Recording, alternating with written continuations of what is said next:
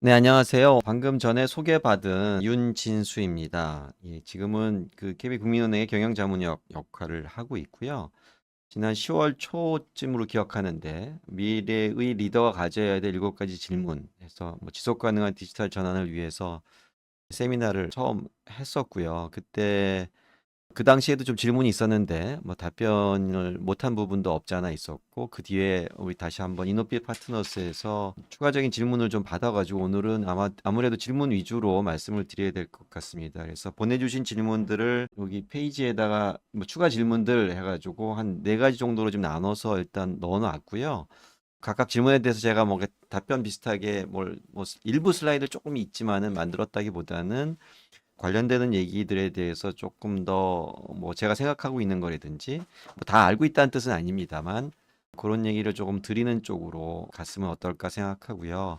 만약에 시간이 조금 남게 되면은 아무래도 여기 오신 분들이 뭐 DX 얘기를 하면서 이 이노핏에서도 이제 DX와 AX를 같이 더블 X라는 이름으로 양쪽을 좀 다 같이 커버해서 얘기하고 계신데, 뭐 저도 이제 DX를 보다 보니 AX에 대한 얘기를 안 할 수가 없는 상황이 되더라고요. 뭐 어디 외부에 어디 가서 얘기할 때도 당연히 요즘에 이제 큰 흐름상 AX 얘기를 해서 일부 AX에 대해서 나름대로의 관점들을 조금 정리한 것이 있어서 시간이 되면 그때 한번 좀 말씀드리면 어떨까, 이렇게 좀 생각하고 있습니다. 일단 추가 질문들 보면 대부분이 이제 중소기업에서의 또는 제조기업에서 DX는 좀 어떻게 하는 게 좋겠느냐라는 질문이 있으셨습니다. 이게 사실은 중소기업 같은 경우에는 제가 주로 경험했던 큰 기업들, 대기업들처럼 아예 디지털 트랜스포메이션이라는 이름의 큰 주제로 큰 프로젝트를 하거나 뭐 꼭 디지털 트랜스포메이션이라는 표현을 안 쓰더라도 디지털을 기술을 적용하는 거에 대한 뭐 규모 있는 예산과 계획과 인력들을 갖고 있는 데 비해서 아무래도 여러 가지 제한 조건들이 있는 게 현실이라고 생각을 합니다. 그래서 어떤 분이 굉장히 구체적으로 어느 것부터 해야 되느냐라는 질문을 하시고 1, 2, 3, 4, 5까지 좀 적어 주셨어요. 그래서 이게 참 뭐 저도 뭐 시원하게 말씀드리기가 좀 어려운 거는, 오늘 오신 분들도 보면은 되게 다양한 인더스트리에서 좀 오시기도 했고, 아예 완전 제조부터 시작해서 그렇지 않은 영역까지 되게 다양하게 오셔서 뭐 하나로 단정지어서 얘기하기는 좀 어려움이 있다는 말씀 먼저 드리고요. 다만 제조업 같은 경우에는 제가 다음 페이지를 보면은 조금 정리를 좀 해봤는데요. 일단 중소기업의 DX 현황 해가지고 제가 자료 좀 찾아보니까 중소기업 중앙회나 한국산업기술진흥협회에서 조사한 내용들이 일부 나오는데, 뭐 여기 보시는 것처럼 전략이 없는데도 뭐한 70% 이상 되고 실제로 추진한 데도 한 30%가 채 안 되는 것처럼 보이고요. 적극적으로 추진하는 데는 특히나 한 10% 안쪽으로 있고, 그다음에 그나마 이런 전담 조직이 있고 인력이 보유한 데는 26.9%라고 하는데, 이 인력 자체도 사실은 그렇게 많지는 않은 인력일 거라고 생각을 합니다. 그리고 뒤에 이제 질문에 나오는 거에 도대체 이런 거 하려면은 최소 인력이 얼마나 돼요? 뭐 이런 아주 구체적인 질문도 하셔서 얘기가 있고, 그다음에 이 정부에서는 어떤 얘기가 나옵니까? 어떤 지원책들이 있어요? 얘기도 있어서 이 부분도 좀 제가 조사를 조금 해봤어요. 그래서 이게 이제 18년 요때부터 그 스마트 팩토리라고 표현하는 공장에 대한 부분들은 꽤 오래 전부터 얘기가 나오고 실제 지원책들이 좀 있었던 거로 알고 있고요. 그거는 지금도 계속되고 있습니다. 아무래도 우리나라에 이제 제조업들이 워낙 많다 보니까 제조업 쪽에서의 공장 자동화라는 측면에서는 좀 있었고요. 그러면은 제가 혹시 뭐 지난 10월 달에 제가 이제 이런 발표를 했을 때 보면 뭐 제조를 포커싱해서 얘기한 적은 없고, 사실은 거긴 되게 포괄적으로 문화에 대한 얘기까지도 다 나눠 드렸기 때문에 이거랑 그거랑 어떻게 관련되느냐 뭐 이런 얘기들이 좀 있을 수도 있고요. 중소기업 입장에서 제가 얘기한 것처럼 비전과 전략도 있어야 되고, 그다음에 그 디지털 툴도 도입해야 되고, 뭐 아웃풋도 나와야 되고, 그다음에 문화적인 부분에서 변화도 있어야 된다, 뭐 이제 이런 얘기들을 막 다 드렸는데, 그럼 뭐 그 5가지 요소가 다 안 되면은 DX가 아니냐, 이제 이런 얘기가 나올 수 있는데요. 사실은 규모에 따라서 되게 그 융통성 있게 DX를 적용하는 것들이 현실적일 거라고 보고 있습니다. 또 하나는 요새 생성형 AI에서도 많이 나오는 얘기인데, 생산성을 관점에서 소위 말하는 비용을 절감하거나 시간을 줄이거나 어떤 생산량을 늘리거나 하는 영역이 하나 있는가 하면 생성 AI도 보면 완전히 새로운 형태의 서비스를 얘기하는 부분들이 있고요. 디지털 트랜스포메이션도 마찬가지 얘기들이 있는데 아무래도 중소기업의 입장에서는 현재 들어가는 비용에 대한 절감, 그다음에 단위 시간당의 생산량에 대한 증대 이런 부분에 대한 니드가 훨씬 더 현실적일 거라고 보고요. 굳이 무슨 다른 여러 가지 조건들이 다 만족되지 않더라도 충분히 이런 것들 하나하나가 디지털 트랜스포메이션이라고 얘기할 충분한 의미는 있다라는 게 일단 제 원칙, 제가 말씀드리고 싶은 부분이고요. 그 중내 중소기업 DX 전환 사례나 기술적으로 고려할 사항이 있다면 뭐 이런 말씀을 이제 질문도 있었는데요. 이 부분에 대해서는 사실은 그런 비용적인 부분에 있어서의 그 어떤 프레셔들이 없지 않기도 하고, 그다음에 대기업이 사실 어떻게 보면 조직원들의 거부감이 더 크기도 한데 사실은 상대적으로 아무래도 거부감을 줄이는 영역부터 시작하는 게 현실적이라고 좀 보고요. 그래서 앞에서 잠깐 말씀드린 것처럼 생산성을 높일 수 있는 영역들, 특히 업무 프로세스 관점에서 접근이 좀 필요할 거라고 좀 보고 있습니다. 이게 이제 제조업 같으면 이제 제조 생산 과정 공정에 대한 부분들이 들어갈 것 같고요. 여기에는 사실은 기술을 적용함으로써 나오는 효과들이 분명한 영역은 사실은 조금 더 수월하게 적용할 수 있습니다. 투자 대비 성과에 대한 부분만 확실하다면 것이 있고요. 여기 이제 예로 든 뭐 조금 작은 기업 같은 경우에는 보통 이제 개인 PC에 데이터들 다 넣어놓고 작업을 하거나 사용하는 경우들이 좀 많이 있고요. 큰 기업들은 이미 이런 부분들이 다 클라우드 형태 내지는 어떤 그 저장 장소들을 공유해서 그 안에 다 옮겨 놓게 하고 PC는 약간의 터미널 형태로만 쓰는 경우들이 많은데 개인 PC 데이터들을 클라우드로 통합해서 꼭 클라우드가 아니어도 되는 거죠. 그죠? 공동된 저장 장소에 놓고서는 접근성을 향상시킨다든지 그다음에 RPA는 디지털 전환에서 그렇게 막 강조하진 않지만은 그런 이제 단순 반복된 업무들을 RPA를 도입함으로써 뭐 예를 들어서 무슨 10시간 걸리는 것을 1시간 걸린다. 이런 시도들은 사실은 이미 하고 있습니다. 그래서 이런 범주의 것들도 충분히 포괄적으로 좀 봐야 된다라고 보고요.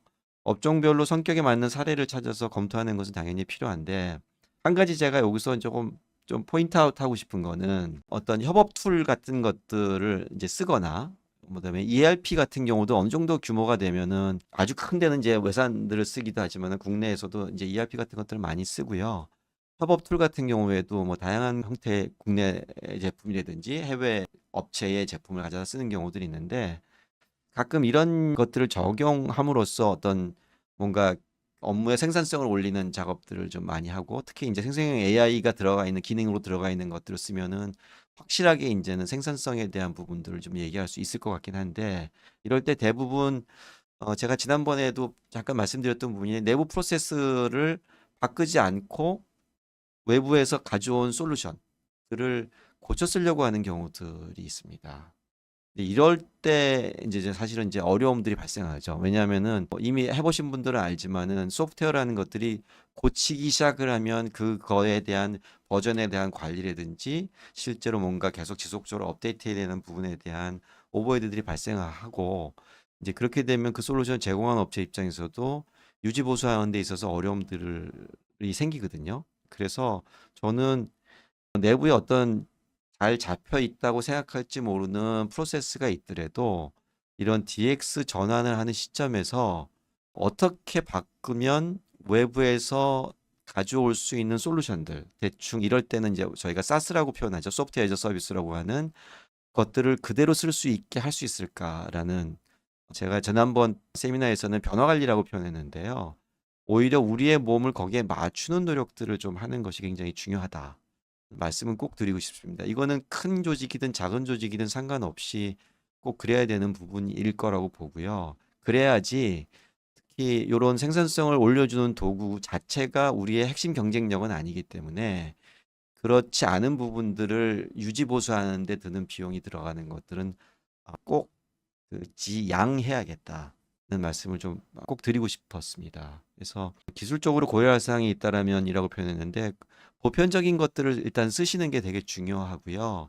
남들이 안 쓰는 굉장히 특이한 어떤 솔루션을 쓰거나 하는 부분들은 그것도 좀 많이 위험합니다. 대부분 그래서 여러 개의 업체들 이제 뭐 그룹 형태로 있는 경우에도 저희가 갖고 있는 문제 중에 하나가 계열사 하나 자회사들이 있는데 다 다른 형태의 솔루션을 쓰게 됨으로써 통합이 안 되는 문제들이 발생하는 경우들을 좀 많이 볼 수 있거든요. 이제 그런 것들을 고려해서도 제품뿐만 아니라 사용되는 기술에 대해서도 어떤 좀 표준돼 있는 것들을 사용하는 것이 좋고요. 그런 거에 대한 틀을 만들 만큼의 여력이 없는 경우에는 시장에서 가장 보편적으로 많이 사용되고 있는 것들을 활용하는 것이 현실적일 수 있다는 말씀으로 좀 가름을 좀 하고자 합니다. 다음 번으로 좀 넘어가면은요. 추가 질문 2가 사실은 어떻게 보면은 굉장히 현실적이기도 하고 고민스러운 부분들일 것 같아요. 예, 첫 번째 거가 이제 제가 좀 정리해 놓은 거는 최고 경영자에게 필요성을 주시키려면 어떤 노력이 필요할까요? 라는 질문을 해주셨고요. 최소 조직 구성에 대한 얘기도 있는데 사실은 이게 어떻게 보면은 이게 다 이제 그 질문하신 업체나 조직의 상황에 맞는 얘기들을 드리는 것이 맞기 때문에 여기서 일반론을 얘기하는 거가 어떻게 보면 조금 동떨어지게 느껴질 수도 있어서 하나하나가 어떻게 보면 다 컨설팅 주제처럼 저는 좀 느껴졌고요. 그래서 오늘은 뭐 제가 쪽집게처럼 이렇습니다, 저렇습니다라고 얘기하기는 좀 어려울 텐데요.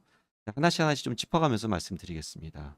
일단 최고 경영자에게 필요성을 주시키려면 이게 어떻게 보면요. 그 최고 경영자의 필요성을 못 느끼면 못 합니다. 되게 명확한 거고요. 왜냐하면 규모가 큰 기업 같은 경우에는 물론 최고 경영자가 의사결정을 하더라도 이제 어느 레벨에 있는 분들이 자기 목소리를 낼 수 있는 기회나 뭔가 이렇게 스스로 전략을 만들어내고 정리하고 논의하거나 아니면 외부의 도움을 받아가지고 이런 안들을 만들어서 설득할 수 있는 논리를 만드는 것들이 가능한데 규모가 작은 조직 같은 경우에는 이제 그런 틀들이 잘 없거나 사용하기 어려울 때는 이제 좀 어려움들이 사실은 분명히 있거든요. 근데 이거는 사실은 필요 조건으로 보셔야 됩니다. 그냥 설득이 되셔야 돼요. 어떻게라는 부분은 한 가지 얘기할 수 있는 거는 이 최고 경영자께서 비용에 대한 고민이 많다라면 이걸 통해서 비용을 절감할 수 있다라는 형태로 설득을 하던 아니면은 이런 디지털 기술, 포괄적으로 얘기하면 요새 생성형 AI 같은 걸 이용하면은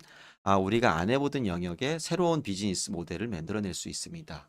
라고 하던 뭔가 그런 걸 설득할 수 있는 논리들을 좀 만들어셔야 되고요. 예전에 비해서 이제 멋진 기술이 나왔으니까 적용료로는 이제 설득이 좀 안 되는 큰 기업에서도 이제 그게 설득이 되지 않는 세상이 돼서 제가 이제 역할을 맡았던 CIO나 뭐 CTO나 뭐 CDO 같은 역할을 맡으신 분들이 이제는 예전처럼 차세대 프로젝트란 이름은 크게 얘기하기가 좀 어려운 세상이 돼서 요즘에는 철저하게 측정 가능한 성과에 대한 예측들을 같이 얘기하는 것이 되게 중요합니다. 그래서 그래야지 CFO 라인들도 설득할 수가 있고 투자에 대한 저스티피케이션도 가능해서 이런 부분들을 해줘야 되고요. 최고 경영자가 어느 쪽에 관심이 있는지에 따라서 여러분들이 뭐 아무래도 맞춤형으로 설명을 좀 해드리는 것들이 좀 중요하지 않을까라고 봅니다. 두 번째 있는 DX 추진을 위한 최소 조직 구성은 어느 정도가 될까요?라고 했는데요. 이거는 이제 외부의 도움을 얼마나 많이 받느냐 하고 다 연결되는 부분이고요. 이거는 제가 뭐 사례를 가지고 조금 말씀드리는 것이 좋을 것 같습니다. 제가 이제 KB국민은행에서 19년도에 이제 데이터 쪽을 맡고 있을 때, 그 어떤 형태로 뭘 가지고 우리가 좀 경쟁력을 확보할 수 있을까? 그게 일종의 저는 디지털 전환이라고 봤는데, 그때 이제 의사결정했던 것 중에 하나가 A를 좀 적용해야겠다. 19년이니까 생성형 얘기가 나오기 전이었고요. 근데 은행업의 본질을 보니까 기본적으로 소통을 하는 거였어요. 우리가 고객을 소통을 하던 그거를 지점에서 하던 어떤 디지털 채널을 통해서 하던 소통해야 되는데 결국은 고객에게 소통을 통해서 고객을 잘 이해하는 영역인데 은행을 보니 그 안에 굉장히 고급의 퀄리티가 있는 그 정보들이 많이 있는데 잘 활용하지 못하고 있어서 그게 주로 이제 텍스트 형태로 돼 있고요. 물론 이제 콜센터 같은 경우에는 뭐 음성으로 돼 있기도 하지만 그래서 이런 부분들 특히 은행이 갖고 있는 금융이 갖고 있는 전문 용어들을 잘 이해하기도 쉽지 않고 예를 들어서 뭐 어떤 그런 거 관련되는 검색을 하더라도 충분한 정보들을 얻기도 쉽지 않은 상황이었습니다. 우리가 뭐 네이버를 찾더라도 우리가 원하는 형태의 질문들을 잘 소화하지 못하는 경우들이 있어서 금융을 좀 잘 이해하는 자연어 처리 엔진을 좀 우리가 확보해야겠다라고 했고요. 다행히 그때 이제 오픈 소스로 나와 있는 것들을 있어서 오픈 소스를 좀 다룰 줄 알고 자연어 처리 쪽에 경험이 있는 인력을 핵심 몇 명을 저희가 2명 정도를 사실은 영입을 했어요. 이미 이제 그쪽으로 이제 경험이 있는 분이죠. 예, 그리고 거기에다가 추가적으로 이제 조금 자연어 처리를 꼭 하진 않았지만은 그런 손발이 될 수 있는 분들을 좀 찾아서 영입을 해서 자연어 처리 엔진을 만들고 그게 이제 금융 특화되게 학습을 시켜야 되거든요. 그런 작업을 데이터 모으는 데만 6개월 걸렸고요. 그다음에 이제 오픈 소스를 저희한테 맞게 고치고 그다음에 데이터 모은 걸 학습시키는 데에서 한 1년이 채 안 되게 작업을 했는데 그때 실제 인력이 핵심 멤버 기준으로 보면 한 5명 정도였습니다. 근데 제가 이렇게 말씀드리는 이유는 최소 조직 구성이라는 게 뭐하고 연결이 돼야 되냐면 전략 얘기를 제가 드린 적이 있는데요. DX를 하기 위해서 우리 회사의 입장에서 가장 중요하게 생각해야 될 핵심 역량이 뭘까를 좀 보셔야 되고요. 그렇지 않은 부분들은 철저하게 외부에서 가지고 있는 것들을 활용하는 형태로 가는 것이 충분히 가능하다. 다만 핵심 역량이 되는 부분, 두 번째는 뭔가 계속적인 개선을 통해서 DX가 한 번으로 끝나는 게 아니라 지속적으로 개선해야 되는 영역에 대한 부분은 그 자체가 굉장히 기술적인 고난이도가 있지 않더라도 그걸 책임질 수 있고 끌고 갈 수 있는 조직은 필요하다라고 보고 있고요. 그런 측면에서 보면 제가 이제 자연어 처리라는 굉장히 특수한 영역들은 충분히 그 정도 인력으로도 요즘에는 맨 땅에 헤딩해서 처음부터 다 개발하는 게 아니라 굉장히 유용하고 수준이 높은 오픈 소스들이 있어서 대부분의 그런 것들을 활용할 수도 있다는 말씀을 좀 드리고요. 그래서 최소의 조직 구성은 뭐 시원한 답은 없지만 우리가 확보해야 될 핵심 역량과 우리가 지속 유지 가능하기 위해서 필요로 하는 인적 구성이라는 측면에서 조금 같이 보면 회사의 또 하나는 회사의 이제 전체적인 규모나 우리가 그 인력을 운영하게 되는 코스트에 대한 부분까지 같이 좀 보면서 판단할 필요가 있겠다는 말씀을 좀 드리고 싶습니다. 예, 뭐 시원한 답이 되지는 않겠지만 사례별로 이거는 말씀을 드려야 될 것 같고요. 예, 전략적인 부분과의 얼라인을 해서 만들어야 되고요. 또 하나는 성과에 대한 부분을 제가 조금 강조하고 싶은데 X 프로젝트를 굉장히 크고 멋지게 하더라도 그 성과가 그때그때 좀 빠른 타임라인으로 나오지 않으면 전체적인 그거에 대한 관심이나 패션이나 열정이라고 할 수 있고요. 이 떨어질 수가 있어서 제가 10월 달에 했던 장표에서도 퀵윈하고 빅윈 얘기를 드렸는데 퀵윈이라는 형태로 계속 지속적으로 저는 그거를 이제 한 달에 한 번씩은 우리가 아무튼 사례들 좀 만들자라는 식으로 제가 그 작업을 했을 때 좀 드라이브를 했었습니다. 그래서 그런 형태의 실제로 이렇게 적용하니까 변화가 있었어라는 것들을 가져가는 게 좀 중요하고요. 근데 그럼에도 불구하고 좀 근본적인 변화가 필요한 영역들은 투 트랙으로 좀 끌고 갈 필요가 있겠다는 말씀 좀 드립니다. 세 번째 질문을 한번 좀 보면은 현업 DX 과제를 발굴하고 성과로 연결하기 위해서 어떻게 진행하는 게 좋을까요? 라고 했는데 조금 전에 말씀드린 거하고 좀 유사한데요. 앞에 얘기한 거로. 그러니까 당장 저희가 하고 있는 업무의 과정에서 뭔가 개선할 포인트를 찾는 게 되게 중요하다는 말씀을 드리고요. 기술을 먼저 얘기하는 순간 사실은 주객이 전도되는 일이 생길 수 있습니다. 대표적인 거가 예전에 제가 이제 뭐 아주 옛날 얘기니까 좀 편하게 할 수 있을 것 같은데 삼성전자에서 빅데이터 센터를 하는데 일단은 데이터를 다 모아. 다 모으면 뭔가 좋은 거를 할 수 있을 거야. 라는 형태로 굉장히 많은 돈을 들여서 구축을 했고요. 되게 멋진 대시보드들까지 다 만들었지만은 실제로는 사용하지 않는 일들이 발생합니다.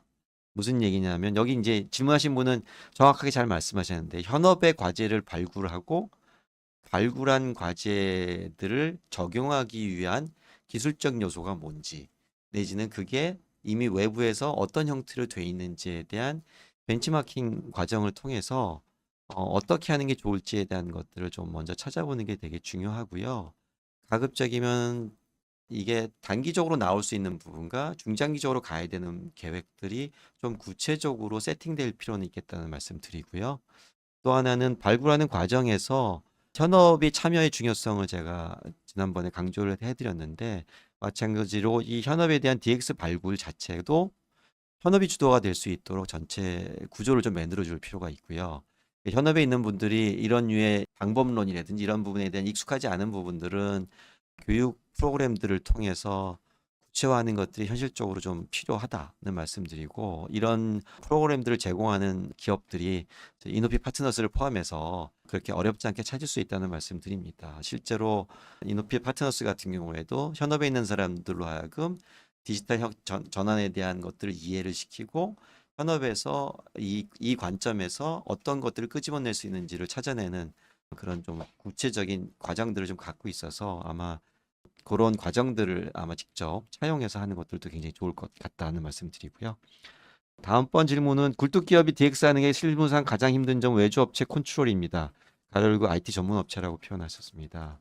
이것 때문에 DX를 포기한 상태인데 실용적인 팁 부탁드립니다. 이분은 제가 보기에 따로 만나서 구체적인 얘기 좀 들어보면서 어떤 쪽의 IT 전문 업체였는지, 예를 들어서 굴뚝 기업이라 하면 제조업체이면 공장에 대한 자동화인 경우에는 공장 안에 들어가는 뭐 IoT 디바이스부터 시작해서 그런 영역일 수도 있고요.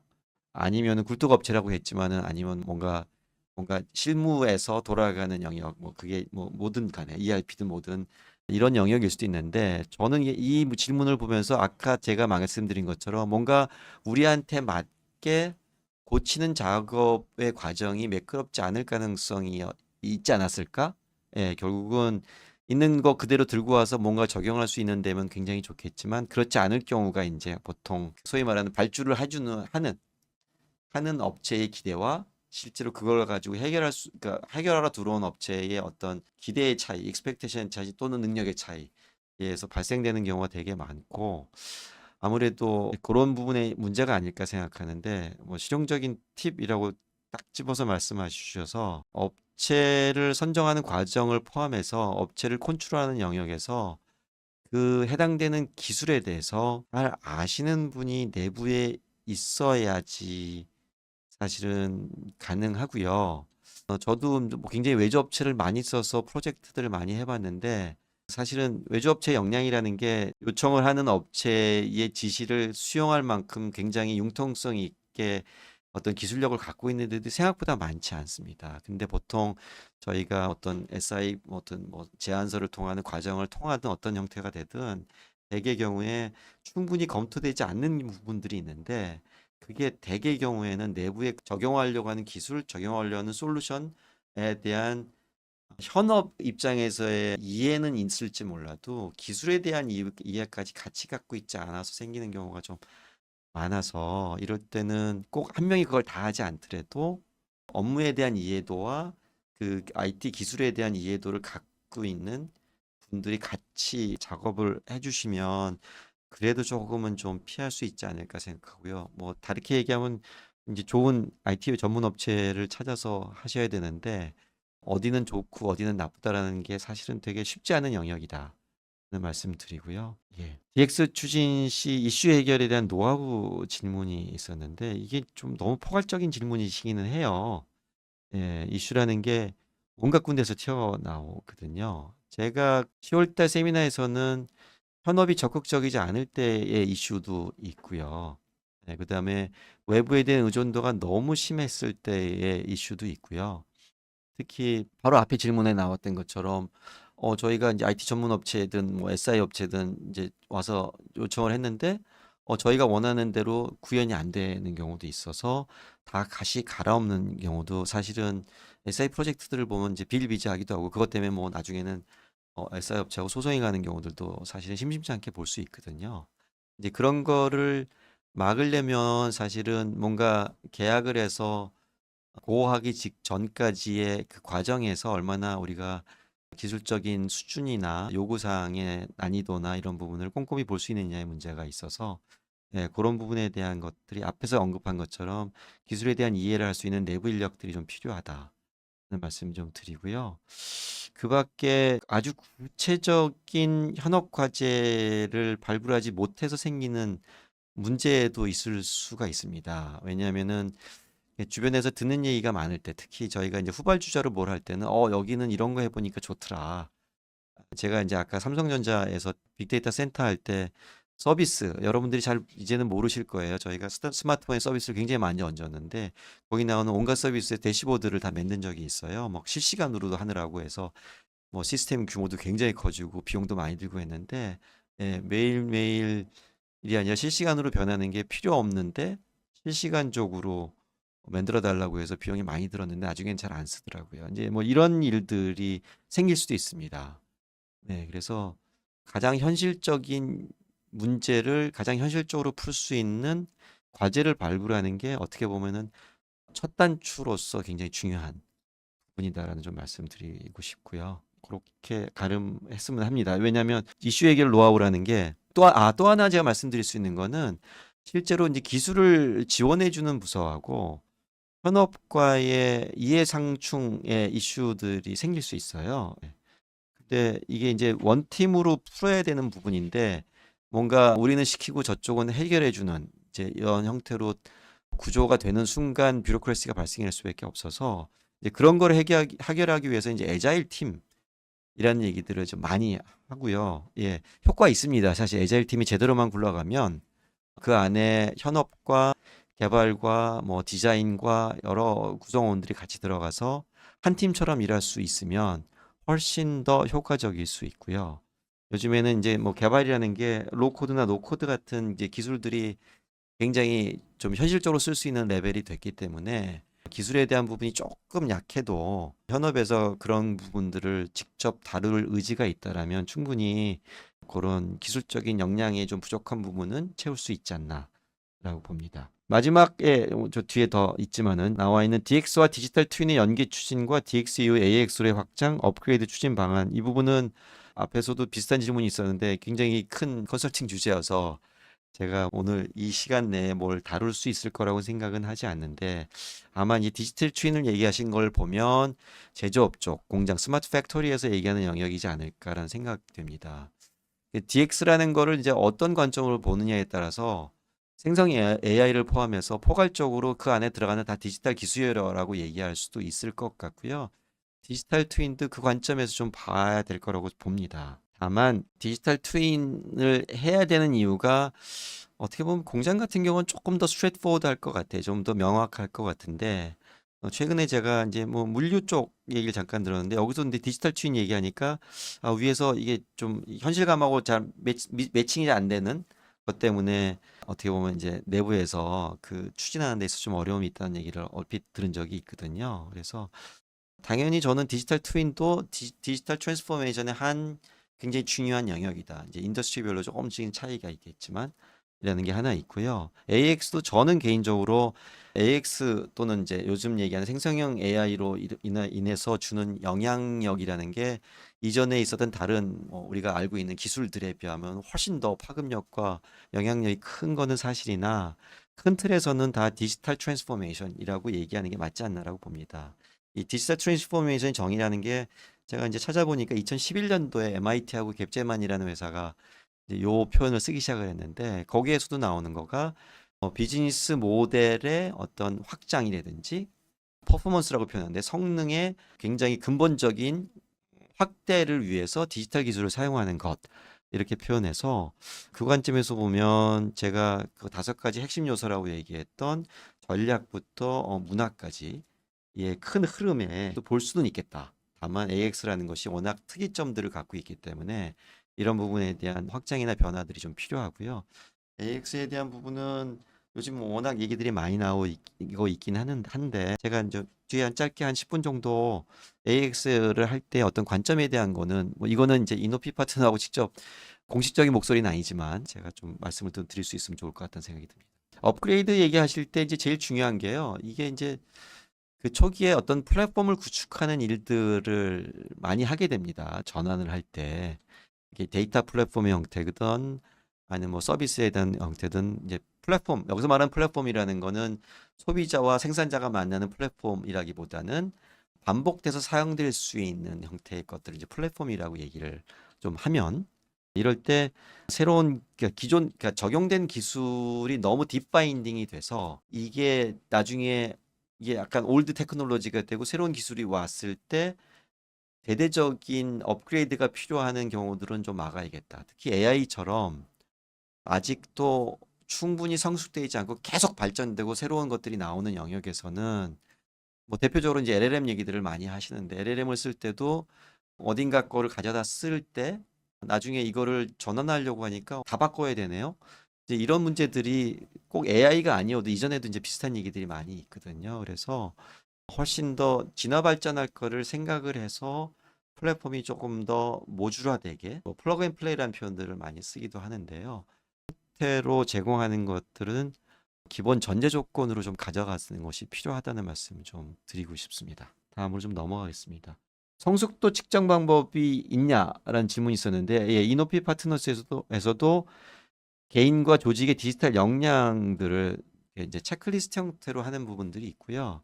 여기 슬라이드에 나와 있는 내용은 뭐 워낙 유명하게 많이 적용되는 거이기도 한데요. 뭐 시스코에서 했던 건데 디지털에는 전혀 관심이 없는 조직부터 관찰자, 일단은 지금 어느 정도 무슨 일이 벌어지고 있는지에 대한 보는 것, 그다음에 디지털 챌린저라는 영역, 그다음에 완전히 디지털 네이티브로 된 영역.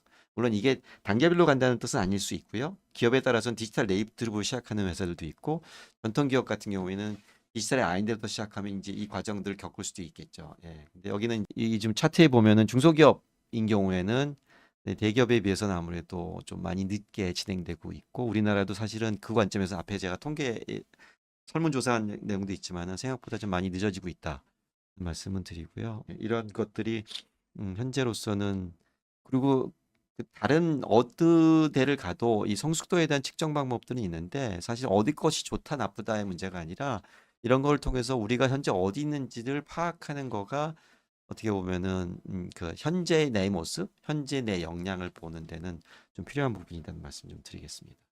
예, 그리고 이런 것들이 계속 바뀌는 게 아니라 어느 정도 진행하고 나서는 그럼 우리가 이제는 어디가 있지라고 해서 과거와 현재들을 자꾸 비교하는 것들도 좀 필요하다는 말씀 좀 드리겠습니다. 네 번째 질문이 이게 이제 제일 저한테는 좀 애매하고 어려운 부분이기도 했고요. 구체적으로 데이터 보안과 관련된 도전 과제는 무엇인지 궁금합니다. 그랬는데 사실 이 부분은 제가 답이 없습니다. 네. 이게 이제 보안이라는 부분들이 워낙 중요하다 보니 특히 그 디지털 전환에서 데이터의 레디니스를 좀 굉장히 많이 얘기하지 않습니까? 그래서 데이터들이 잘 관리되고 보존돼야 되는 거 하나. 그다음에 생성형 AI로 보면은 우리 내부 데이터가 외부로 나갈 수 있는 거에 대한 우려들을 좀 많이 하세요. 특히 이제 퍼블릭에 나와 있는 이제 챗GPT 같은 걸 썼을 때 괜찮은지 정보 유출에 대한 걱정들이 있어서 이런 부분에 대한 보안의 솔루션들은 여러 가지 기업들이 나름의 방식을 통해서 제공하고 있기 때문에 하나로 딱 집어서 도전 과제라고 표현하기보다는 데이터의 레디니스, 쓸 수 있는 상태를 만들기 위해서 그 과정에서의 보안 이슈들을 좀 봐야 된다는 말씀드리고요. 외부 시장 상황에 대한 정보 수집은 뭐 요즘 생성형 AI를 통해서 조사하는 작업부터 시작해서 요즘에는 이제 할루시네이션을 없애기 위한 노력들도 굉장히 많이 있거든요. 그래서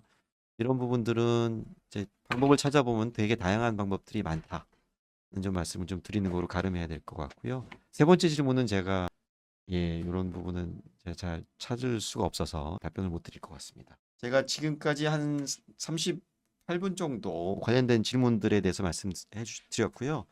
제가 보니까 여기 포함되지 않은 것 중에서 제가 참가자 명단에 보니까 나온 게 하나 DX를 도입하려는 회사입니다. 처음 DX를 도입할 때 고려할 사항이 무엇인지 궁금합니다라고 했는데 제가 앞에 질문들을 좀 설명드리면서 조금씩 말씀을 좀 드리지 않았나 생각은 됩니다. 예. 그래서 그런 부분은 따로 여기 질문에는 들어가 있지는 않았는데 그렇게 좀 가름하도록 하겠습니다. 그럼 시간이 조금 있어서 바쁘시겠지만은 생성형 AI에 대한 부분 잠깐 제가 장표가 조금 개수가 되긴 하는데 제가 이제 뭐 이거 장표 만들면서 이게 이제 제가 어딘지 기억이 잘 안 나는데 아무튼 어마어마한 파도에 이제 윈드서핑하는 얘기가 있더라고요. 그래서 제가 가져와 봤는데 저희 이제 생성에 주는 영향이 어마어마하다 보니까 이 엄청난 파도 안에서 우리가 이제 윈드서핑하는 사람처럼 느껴지기도 해서 이렇게 했고요. 파급력에 대한 것들은 이미 여러분들 많이 들으셔서 넘어가도록 할게요. 뭐 가트너에서는 생산성의 혁명을 가져올 거다. 뭐 제가 굉장히 좋아하는 영역이 표현인데요. 생산성에 대한 부분을 뒤에 또 강조할 텐데 조만간 저희가 이제 제 보스가 사람인지 로봇인지 모를 수도 있다. 뭐 이런 얘기도 나오고요. 도움을 받는 거는 이미 생성형 AI한테 도움 받는 것 자체가 어떻게 보면 이미 도움 있고, 아마 여기 오실 정도 관심이 있는 분들은 챗GPT를 포함하는 생성형 AI를 거의 매일 정도 쓰고 계시지 않을까. 뭐 유료로 쓰시는 분들도 제법 많을 거라고 보고 있고요. 앞에서 제가 얘기했던 그 작은 중소기업 같은 경우에 이제 뭐 사례 중에 하나는, 제가 아는 IT 기업 같은 경우에는 이제 직원 수가 많지 않은 경우에 아예 생성형 챗GPT 같은 뭐 깃허브죠. 이런 개발 관련되는 거는 그냥 거기는 이제 보안에 대한 이슈가 훨씬 좀 느슨한 부분이었긴 했는데, 다 쓰게 해서 스스로 그 개발을 하는데 그런 이제 생성형 AI에서 제공하는 코딩 부분들을 활용해서 생산성을 높이는 쪽으로 하는 경우들을 제가 봤어요. 네, 그렇게 함으로써 물론 이제 개인의 차드에 영향을 많이 받긴 하지만은 누구에게나 쓸 수 있는 도구들을 던져주는, 그게 꼭 어떤 그룹의 형태로 짝 원샷에 만들어지지 않아도 그 비용적인 측면에서 인원수가 많지 않으면 충분히 감당할 수 있을 정도의 규모인 경우에는 가능하겠다는 말씀 드리고요. 파급력에 대한 것들은 뭐 여기 지금 쭉 뭐 얘기는 했는데 뭐 쉽게 찾아볼 수 있는 얘기들입니다. 모든 컨설팅 펌들에서 이 예측들을 좀 하고 있고요. 심지어는 여기 지속 가능한 에너지 절약 방식으로도 이제 적용하게 될 거다. 아예 기존 업무의 절반이 자동화될 거다라고 얘기했고요. LLM도 앞으로는 엄청 많이 쓰게 될 거다라는 얘기를 하고 있고요. 제가 사실 말씀드리고 수 있는 프레임이 하나 있고요. 이거는 꼭 생성형 AI를만 얘기하는 건 아닌데, AI를 볼 때 우리가 크게 저는 두 가지로 봐야 된다고 생각하고, 이게 가트너가 제안한 프레임워크입니다. 무슨 뜻이냐면은 AI를 매 일상으로 벌어지는 일들에서 AI를 적용해서 뭔가 개선할 수 있는 영역, 그리고 에브리데이라고 표현했고요. 뭔가 AI를 쓰니까 뭐 주로 생성형 AI라고 보시는 게 더 맞는데, 써서 이전까지 안 하던 뭔가 디스트럽티브하게 내지는 완전 새로운 형태의 서비스를 만들어낼 수 있는 경우가 있습니다. 이런 부분을 우리가 게임 체인징 AI라고 얘기하고요. 이 두 가지를 좀 볼 필요가 있다. 그 다음에 이게 외부에 관련되는 영역이냐 내부에 따라서 프론트엔드냐 백엔드냐, 아니면 코어 케이퍼빌리티냐 프로덕트 앤 서비스냐라고 나눌 수 있다라고 생각을 하고요. 이 각각의 이제 에브리데이 AI하고 게임 체인징 AI에 대해서 우리가 어떤 생각을 해야 되느냐라고 보면, 프로덕티비티에 관련되는 에브리데이 AI는 생산성 관점에서 우리가 적극적으로 좀 볼 필요가 있다. 무슨 뜻이냐면 여기는 할루시네이션이라는 것들을 충분히 소화할 수도 있고 그거로 인한 리스크를 많이 줄일 수 있는 내부의 얘기이기도 하고, 외부인 경우에도 사람들의 어떤 생산성을 올려주는 영역들은 사람이 충분히 컨트롤할 수 있는 영역이기 때문에 빨리 가야 될 필요가 있다. 여기는 빨리 적용해서 빨리 생산성을 올리는 쪽으로 가야 된다는 거고요. 게임 체인징 AI는 비즈니스 모델이든 전략이든 인더스트리에 대한 큰 변화를 줄 수 있는 영역이다 보니까 이 부분은 좀 큰 틀에서 생각해 봐야 되고, 조급하게 적용하기보다는 여러 가지 그런 관점에서 좀 볼 필요가 있겠다. 그래서 Go Fast하고 Think Big이라는 표현을 썼는데, 저는 뭐 그런 측면에서 굉장히 제가 이제 굉장히 공감했던 영역이어서 오늘 가져와 봤고요. 또 다른 프레임워크는 제가 이제 그 디지털 전환도 데이터의 레디니스를 중요하다고 말씀드렸는데요. 이 제너레이티브 AI 같은 생성 AI 쪽은 마찬가지로 데이터 레디니스, 그다음에 아까 이제 보안에 대한 질문이 잠깐 있으셨는데 보안에 대한 레디니스, 그다음에 이 원칙, AI를 적용하는 원칙, AI 윤리를 포함한 좀 포괄적인 영역이긴 한데, 이런 것들이 하우트라는 측면에서 좀 필요하다는 말씀드리고요. 여기 나온 것처럼 생산성, 게임 체인징 AI는 크리에이티비티에 좀 집중해야 된다는 말씀 좀 드리고 싶습니다. 그래서 뭐 요거는 그냥 넘어가겠습니다. 그러니까 게임 체인징 AI에 대해서는 좀 큰 틀에서 큰 규모로 우리가 이거를 통해서 혹시라도 영향을 받을 수 있는지 없는지에 대한 비즈니스 측면에서 이런 것들을 좀 볼 필요가 있다 말씀드리고요. 그다음에 여기 오늘 오신 분들도 보면은 대부분이 제가 이제 최근에 봤던 자료 중에서 되게 마음에 들었던 건데요. 저희가 이제 롱테일 얘기하는데, 사실은 기존 사업 영역에 AI를 접목하는 BAI 기업들이 있고요. AI에서 영향을 받는 모든 기업이라고 볼 수 있는데, 생각보다 세상의 관심사가 LLM을 만드는 회사 또는 LLM 가지고 AI 네이티브 기업들에 좀 포커싱되어 있는데, 사실은 앞으로의 중심 관심은 이 롱테일 AI 회사라고 하는 BAI 기업들에 좀 관심을 가져야 될 거고, 그런 부분들이 제가 마지막에 5가지 관점에서 아마 조금 더 설명이 될 것 같습니다. 그리고 실제로 제너레이티브 AI에서는 탑10 유즈 케이스들인데요. 이런 부분들이 있다.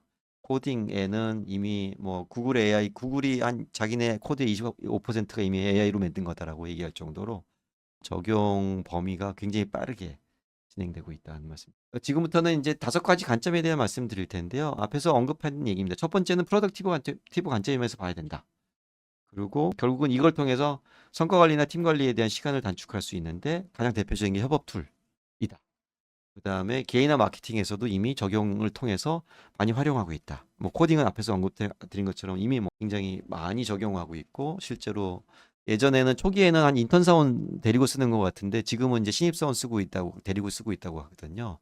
그러니까 이걸 얼마 잘 쓰느냐, 쓰는 사람의 역량에 따라서 생산성에 또 규모의 차이가 있다는 말씀 드리고요. 두 번째로 개인의 역량화 같은 면에서 좀 볼 필요가 있겠다고 생각합니다. 저희가 이제 결국은 디지털 전환할 때 디지털 프로덕트 얘기를 하는데요. 거기에 들어가는 굉장히 중요한 구성원 중에서 프로덕트 오너, 디자인과 기술 개발이 있는데 각각의 사람들이 자기 역할을 늘리는데 필요한 이제 도구들이 굉장히 많이 나오고 있고요. 생성형 AI가 그런 도구 측면에서 굉장히 효율적인 부분들을 많이 제공하고 있습니다. 앞에서 얘기한 생산성하고도 연결이 되기 때문에 있는데요.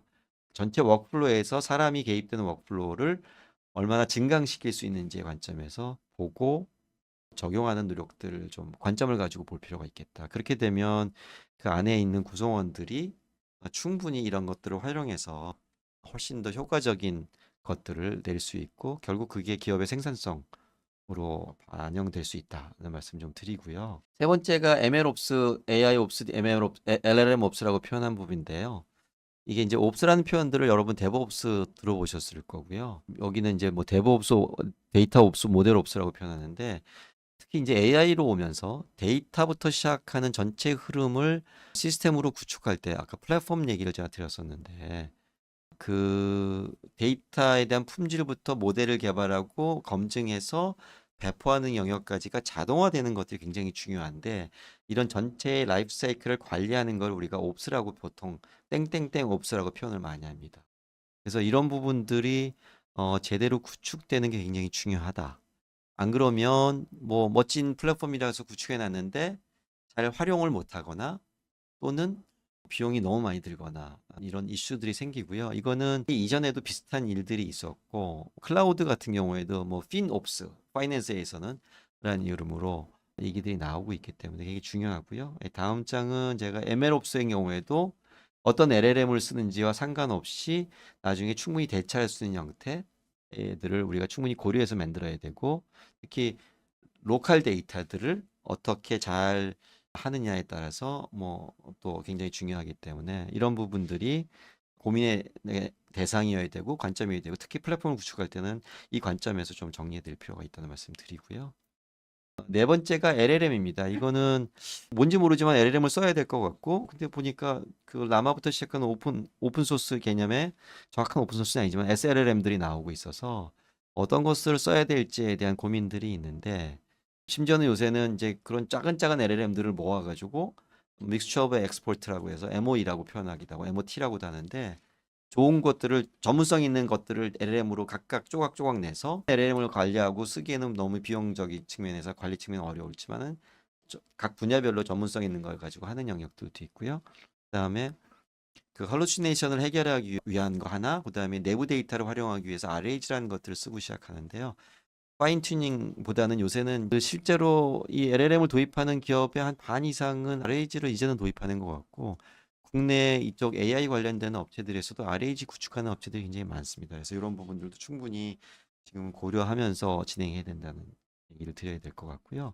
그리고 이런 거를 할 때는 도대체 그러면 LLM을 가져 써야 돼? 아니면은 자체적으로 만들어야 돼? SLM을 써야 된다고 할 때는 지금은 이제 먼저 해놓은 업체들을 참고할 필요가 있습니다. 그래서 이것도 앞에 제가 롱테일 얘기 잠깐 드렸는데 거기에 나온 자료인데요. 자체적으로 AI 모델을 개발하는 좀 규모가 있는 데들이겠죠. 내지는 어떤 각 업계에서 선도적인 위치에 있는 업체들이 하는 경우들이 해당되고요. 그 다음에 외부 모델을 가져오더라도 폐쇄형으로 이게 이제 뭐 여러 가지 이유가 있겠죠. 폐쇄형으로 해서 자체적으로 내부에다 담아놓고 하는 경우들이 있겠고요. 그래서 여기 보면은 오픈 AI 같은 큰 이제 대형 LLM 회사들도 이런 형태의 지원이 가능한 이제 소위 말하는 프로덕트 포트폴리오가 있습니다. 이거나 아예 두 가지를 다 자체 모델과 오픈 AI 모델을 섞는 경우도 있고요. SLLM 같은 경우에는 충분히 그 컴퓨팅이나 뭐 GPU 파워가 아주 극단적으로 필요하지 않기 때문에 이런 부분은 자체로 돌리는 경우들도 생각보다 국내 업체들도 좀 사례들을 제가 많이 볼 수 있었거든요. 그래서 라마부터 시작하는 그 확장성 있는 그 LM 활용하는 경우들도 있었고요.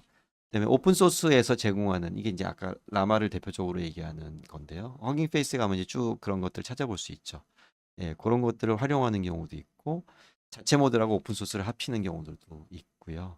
여기 있는 그 오픈 소스의 매스프레소 같은 경우에는 이제 자기 수학 관련된 문제 풀어주는 데인데 여기도 이제 매스 GPT라고 해서 자체적으로 만들어 가지고 실제로 자기 서비스의 질을 개선하고 질문에 뭐 훨씬 더 풍성하게 한데도 유사 문제를 푸는 이런 거에 되게 적극적으로 활용하고 있다는 말씀드리고요. 아예 저희가 이제 서브스크립션 모델로 월 20불씩 내는 거와 비슷하게 아예 그렇게 기성 AI 도구를 사용해서 쓰는 경우도 있습니다. 그래서 각 기업들이 여기 오신 분들의 처해진 상황에 맞춰서 적용하는 것들을 사실은 이거는 그 레퍼런스 모델부터 시작하는 것이 가장 바람직하다는 말씀드리고요. 예, 그렇게 말씀드리겠습니다. 마지막이 이게 사실은 굉장히 골칫거리일 수 있는 영역인데 AI 에이전트입니다. 이미 최근에 굉장히 많은 얘기들이 이제 신문 지상이나 언론을 통해서 관심 있는 분들은 보셨을 텐데요. 서비스 as 소프트웨어라 그래서 이전까지 AI나 기존의 디지털 툴들은 툴입니다. 그래서 어떤 사람을 대체하는 게 아니라 그 어떤 사람이 도구를 써서 특정 그 일부 영역들을 이제 해결해 줌으로써 뭔가 이제 도움을 주는 거였는데 도구 제공 방식에서 결과물을 직접 제공하는 방식으로 전환이 생각보다 빨리 진행되고 있습니다. 예, 사실은 이 AI 에이전트와 관련되는 주요 기술들이 논문으로 나온 것이 한 1년 반에서 2년 정도밖에 안 됐는데 벌써 이제 그거에 대한 실제 사례들을 되게 빨리 만들고 있고요. 예, 그리고 모든 어플리케이션의 이제 지능형 전환이 이제 아주 기본적인 생존 요건으로 나타나기도 합니다. 그래서 이런 부분은 이제 굉장히 초기이고요. 심지어는 이제 이게 워낙 앞으로 커지고 시장의 규모도 커질 거라고 봐서 심지어는 이제 에이전트 경제라는 표현을 씁니다. 뭐 우리가 이와 비슷한 것들이 퍼블릭 클라우드 나오면서 서비스형 소프트웨어, 사스 경제라는 얘기 표현을 썼었고요. 아이폰이 나왔 그보다 훨씬 전에 앱 경제 얘기 있었고요. 소셜 미디어가 이제 크리에이터들의 경제, 크리에이터 경제 얘기한 것처럼 AI도 이제 유사한 지각 변동을 일으키고 있다라고 좀 보고 있어서 에이전트 경제로 더 접어들고 있다고 얘기합니다. 이 부분은 앞에서 제가 얘기한 네 가지에 다 걸쳐 있기도 하지만 앞으로 이런 부분에 대해서도 관심의 끈을 놓치시면 안 되겠다. 그다음에 따끈따끈한 아니 벌써 열흘 됐네요. 예. 포브스에서 2025년은 AI 에이전트의 원년이다. 이런 얘기를 여기 뭐 포브스뿐만 아니라 어느 데서 얘기하고 있습니다. 이런 부분들이 있고요. 실제로 이미 이런 영역들을 이제 버티컬 어플리케이션이라고 표현하기도 하는데요. 실제로 이런 쪽에서 열심히 작업을 하고 있는 업체들이 이제 글로벌리 보면 많이 나오고 있습니다. 그래서 이런 부분에 대해서도 조금은 더 관심을 갖고 전체적인 DX, AX의 측면에서 여러분들이 좀 관심을 가지고 보시면 좋겠다라는 말씀을 드리고요. 오늘은 6분인데 여기까지 제가 준비한 거 말씀드리고 일단 마무리를 짓도록 하겠습니다. 네, 혹시 질문이 한 가지 올라온 게 있다고 하는데 질문에 대한 거 얘기 좀 같이 해보고 마무리 짓도록 하겠습니다. 질문 쪽이 저한테 보여주기 전에 지난번에도 질문이 하나 나와 있었는데 제가 그때는 놓쳐서 답변이라고 표현하기도 어렵네요. 커피 전문점의 DX는 뭘까요? 이런 질문이 사실 있었어요. 근데 나중에 발견을 해서 야, 되게 이거 재밌는 아이디어다라고 생각을 했는데 제가 지금 뭐 답이 있다는 뜻이 아니라 예, 그런 조금 새로운 관점의 시도들도 충분히 의미 있지 않을까라는 생각했습니다. 예. 예, 여기 질문 잠깐 제가 먼저 읽어드리겠습니다. 개인적으로 생각하기엔 DX 추진은 과거 대기업들이 식스 시그마 도입했던 방식으로 전사혁신 관점에서 추진하는 게 좋지 않을까 싶은데 교수님 의견은 어떠신가요? 예, 이그젠플로 드신 식스 시그마가 약간 좀 썩 마땅한 이그젠플은 아니지만 전사 혁신 관점에서 추진해야 되는 건 맞다고 생각합니다. 왜냐하면 디지털 전환이라는 게 제가 그 장표에 사실 있었어요. 이게 패러다임 시프트라고 표현했고 전사적인 전환, 변환을 얘기하는 영역이다 보니 기술 한두 개를 도입해서 우리는 다 했어요라고 얘기해서는 안 되고 실제로 디지털 전환에 대한 마인드셋이라고 표현은 안 하지만 제가 이제 예로 들었던 건 이제 애자일이었는데 애자일도 애자일 방법론이 있고 애자일 툴이 있고 애자일 조직이 있고 애자일 마인드셋이 있습니다. 그래서 결국은 이게 변화 관리 측면에서 혁신이라고 표현해도 마찬가지고요. 관점에서 풀어내야 되는 영역이다라고 생각하고요. 왜냐하면 기술만 도입해서는 실제로 지속 가능성을 만들어내기가 좀 어렵습니다. 다만 식스 시그마에 대해서 뭐 따로 또 할 얘기들이 있겠지만은 그게 전사적인 혁신 측면에서 얼마나 효과적이었냐는 아무튼 조금 이견들은 좀 있으실 것 같은데 접근하는 방식은 맞지 않았나 보고 있고요. 그것도 큰 기업이 접근하는 방식과 오늘 이제 특히 질문에 중소기업, 뭐 제조기업, 제조업 얘기를 많이 하셨는데는 어프로치는 좀 차이가 있어야 되지 않을까라고 보고 있고요. 결국은 뭐 저도 되게 다양한 형태의 사이즈의 기업들을 다녀봤지만 각각 기업의 현재 상황과 쓸 수 있는 인력 가용성 규모, 그다음에 역량, 그다음에 제가 쓸 수 있는 버짓의 한계들에 맞춰서 실제 맞춤형 전략으로 갈 수밖에 없어서 이런 부분에 대해서는 아마 검토나 고민들이 좀 필요할 거고요. 당연히 전략적 전환이 필요하고 그렇기 때문에 CEO의 의지와 이해가 제일 중요하다는 말씀을 마지막으로 드리면서 오늘 세미나를 마치도록 하겠습니다. 어떻게 보면은 제가 지난번에 비하면은 조금 더 이렇게 장표보다는 생각하는 것들을 좀 정리해서 뭐 말씀드리는 형태가 되다 보니까 어쩌면 조금 더 집중력이 떨어졌을지는 모르겠는데 아무튼 끝나는 시간까지 들어주셔서 너무 감사하고요. 또 다른 기회를 통해서 다시 뵐 수 있으면 좋을 것 같고 이거와 관련돼서 좀 구체적인 질문이나 뭔가 진행을 위해서 필요한 분들은 이노피 파트너스로 연락을 주시면 아마 많은 경험들을 갖고 계시기 때문에 충분히 도움이 되는 진행이 가능할 거라고 생각합니다. 이상 마치도록 하겠습니다. 경청해 주셔서 감사합니다.